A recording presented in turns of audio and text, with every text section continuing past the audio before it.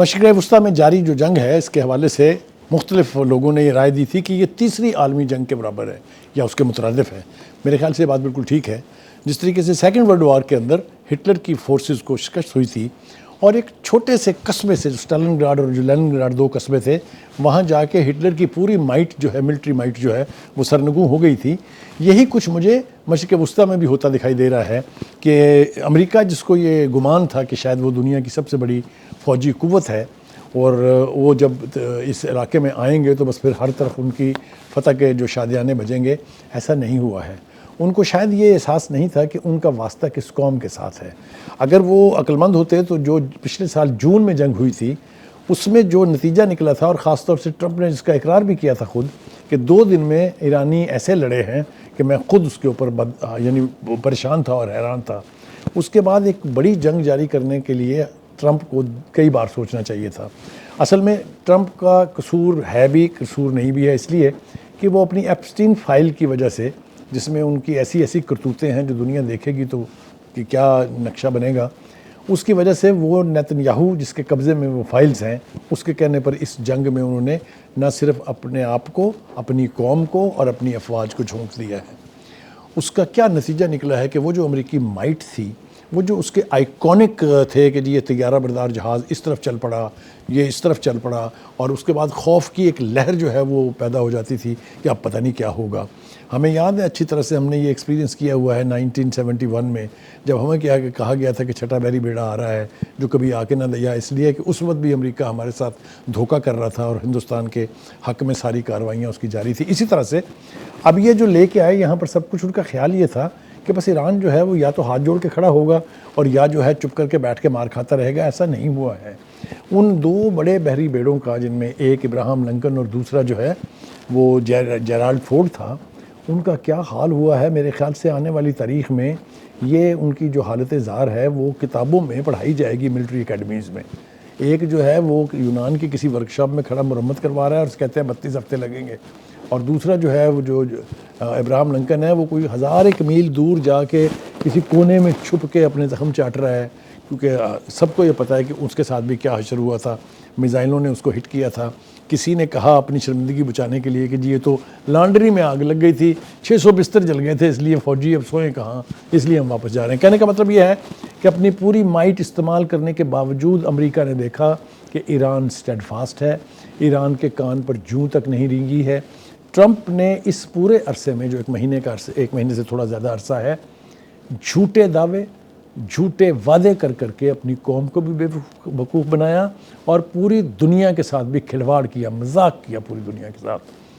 ان کے سارے دعوے، 3 دن کے بعد تو انہوں نے یہ اعلان کر دیا تھا کہ امریکہ نے جنگ جیت لی ہے، لیکن جو اس کے بعد جوت پڑنے شروع ہوئے ہیں ان کو، وہ ساری دنیا نے دیکھا ہے۔ کیا اسرائیل کا حشر ہوا ہے؟ وہ اسرائیل جو پھولے نہیں سماتا تھا اپنی مائٹ کے اوپر، وہ پوری قوم پچھلے 1 مہینے 3 دن سے بنکروں میں چھپی ہوئی کھڑکیوں سے دیکھ رہی ہے کہ کیسے تل ابیب جو ہے وہ غزہ بن رہا ہے۔ تو یہ سب کچھ جو ہے، جس قوم میں جذبہ ہو، جس قوم میں ہمت ہو، وہ اپنے سے کتنی ہی بڑی طاقت کیوں نہ ہو، اس کے خلاف جو ہے برسر پیکار ہو جائے اگر، تو کوئی اس کو ہرا نہیں سکتا ہے۔ اب ہم دیکھتے ہیں کہ اس جنگ میں ٹرمپ نے کیا کھویا، کیا پایا۔ پہلی بات تو یہ ہے کہ یہ پہلی دفعہ ہوا ہے امریکہ کی تاریخ میں کہ اس کے سارے ایلائز جو ہیں، جو اتحادی ہیں اس کے، وہ ایک ایک کر کے اس کا ساتھ چھوڑ گئے ہیں۔ آغاز ہوا پہلے کینیڈا سے۔ کینیڈا کے پرائم منسٹر کو ایک تقریب میں انہوں نے یہ کہہ کے تعارف کروایا کہ here is the prime minister of the 51st state of United States of America. یعنی شرم آنی چاہیے ٹرمپ کو کہ ایک انڈیپینڈنٹ ملک کا پرائم منسٹر آیا ہے اور آپ اس کے ساتھ اس طرح تمسخرانہ انداز میں گفتگو کر رہے ہیں۔ نتیجہ کیا نکلا؟ اسی رات میں اور 1 دن بعد جو انہوں نے پریس کانفرنس کی، اس پریس کانفرنس کے دوران ایسے فیصلے کیے کینیڈا نے کہ امریکی قوم بھی یاد رکھے گی، ٹرمپ تو بہرحال یاد رکھیں گے ہی۔ تمام معاہدے انہوں نے کینسل کر دیے۔ انہوں نے کہا کہ G7 کو بھی ہم کہیں گے کہ امریکہ کے ساتھ اپنے سارے تعلقات ختم کر لیں۔ اس کے بعد ہم نے دیکھا کہ جو بہت ہی قریبی الائز تھے، جس میں برطانیہ اور فرانس سب سے زیادہ قریبی تھے، آپ نے دیکھا انہوں نے جب دیکھا کہ گراؤنڈ سچویشن کیا ہے، انہوں نے جب دیکھا کہ ایرانین نیشن کی ہمت اور جرأت اور شجاعت جو ہے وہ کیا ہے، تو انہوں نے سب سے پہلے یہ بیان دیا کہ یہ ایران کی جنگ ہماری جنگ نہیں ہے۔ یہ فرانس نے بھی کہا، یہ برطانیہ نے بھی کہا۔ پھر بھکاریوں کی طرح سے ٹرمپ نے بھیک مانگی بیٹھ کے، ایک پریس کانفرنس میں نہیں 3 پریس کانفرنسز میں، کہ نیٹو کے جو الائز ہیں وہ آئیں میری مدد کریں، میں نے ہرمز جو ہے کھلوانا ہے۔ آپ نے دیکھا کہ بھکاری کی طرح امریکہ کا پریزیڈنٹ جو ہے وہ بھیک مانگتا رہا، لیکن کسی نے اس کو درخور اتنا نہیں سمجھا، ایک بھی اتحادی نے، ایک بھی نیٹو کے رکن ممالک نے اس کے اس مطالبے پر کان نہیں دھرے۔ تو یہ آئسولیشن کا حال ہے امریکہ کی، جو جیسا میں نے پہلے کہا کہ اس سے پہلے کبھی آج تک نہیں ہوا۔ اصل میں ٹرمپ جو ہیں وہ گھیرے میں ہیں۔ ایک تو میں نے بتا دیا آپ کو کہ وہ جو ایپسٹین فائلز ہیں اس کی وجہ سے وہ مکمل طور پر گھیرے میں ہیں نیتنیاہو کے۔ دوسرے ان کے جو پہلے منسٹر آف ڈیفنس تھے، اب جو وزیر جنگ کہلاتے ہیں، ہیگزت، اور اسی کے ساتھ روبیو، یہ وہ ہاکس ہیں ان کی ایڈمنسٹریشن کے جو مسلمانوں کے دشمن ہیں بنیادی طور پر، اور دنیا بھر میں انہوں نے جن پالیسیز کو اختیار کر رکھا ہے وہ اینٹی مسلم کے بارے میں کوئی ثبوت لانے کی ضرورت نہیں ہے۔ کبھی وہ انڈیا کی طرف جھکاؤ دکھا کے پاکستان کو بلیڈ کرانا چاہتے ہیں، کبھی وہ انڈیا کی انیکسیشن کا پلان جو ہے کشمیر کا، اس کو جسٹیفائی کرنے کے لیے ان کا ساتھ دیتے ہیں۔ کہنے کا مطلب یہ ہے this war has struck Trump badly. میرے خیال سے رات کو ان کو نا خواب میں بھی چیزیں ڈراتی ہوں گی جو کچھ ان کے ساتھ ہوا ہے۔ اب ایران کے پاس کیا آپشنز ہیں؟ ابھی آج ہی ہم نے دیکھا کہ 2 چیزیں ہونے والی ہیں۔ ایک تو یہ کہ وہ کل صبح یعنی پاکستان کے وقت کے مطابق 6 بجے ٹرمپ اپنی قوم سے خطاب کریں گے۔ وہ ایک بھگوڑا ہے، وہ ایک بزدل ہے۔ یہ ہو سکتا ہے کہ وہ یہ کہے کہ جی میں اس جنگ سے نکل رہا ہوں کیونکہ ہم نے اپنے آبجیکٹیو حاصل کر لیے ہیں۔ جھوٹ بولے گا کیونکہ اس کا اظہار اس نے 2-3 جگہ کر لیا ہے۔ ایک پریس کانفرنس میں انہوں نے کہا کہ ہم ایران سے نکل رہے ہیں کیونکہ ہمارے آبجیکٹیو پورے ہو گئے ہیں۔ تو یہ بنیادی طور پر آپ کو اشارے مل رہے ہیں کہ یہ اب اس جنگ سے بھاگے گا کیونکہ اس سے زیادہ قوت استعمال نہیں کی جا سکتی۔ جہاں تک دھمکی تھی کہ ہم لینڈ ٹروپس کو خارج جو آئلینڈ ہے اس میں بھیجیں گے، تو عراقچی کی وہ مسکراہٹ مجھے یاد ہے، اس نے کہا تھا وی آر ویٹنگ۔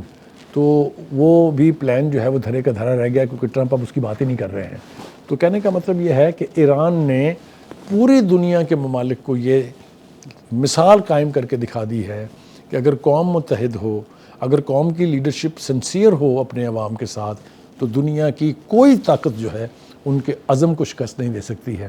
آج اسرائیل کا پرائم منسٹر یہ کہتا ہے کہ ہم اس خطے میں بہت بڑی قوت بن کے ابھرے ہیں۔ میں بتانا چاہتا ہوں اپنے ناظرین کو بھی کہ اس کی قوم کی جو حالت ہے میں نے ابھی بیان کی تھی، جو تل ابیب کی حالت ہے وہ بھی میں بیان کر چکا ہوں۔ اب میں آپ کو وہاں کی لیڈرشپ کا بتاتا ہوں۔ ایک بندہ، نہ کوئی فوجی نہ کوئی اس کا منسٹر آپ کو باہر نظر آئے گا جہاں میزائل برس رہے ہیں بارش کی طرح سے، کہ وہ آ کے لوگوں سے اس کا حال ہی پوچھ لے کہ بھائی آپ کے ساتھ گزر کیا رہی ہے۔ تو تل ابیب کے نقشے وہی ہیں جو غزہ کے تھے۔ میں ایز اے مسلمان بہت خوش ہوں اس بات پہ کہ وہ تکلیف جو ہمیں پہنچتی تھی غزہ کے مظلوموں کو دیکھ کے، وہ مسرت مجھے حاصل ہو رہی ہے اسرائیل کے لوگوں کو دیکھ کے جن کی لیڈرشپ نے مسلمانوں کے ساتھ دشمنی کی آخیر کر دی تھی۔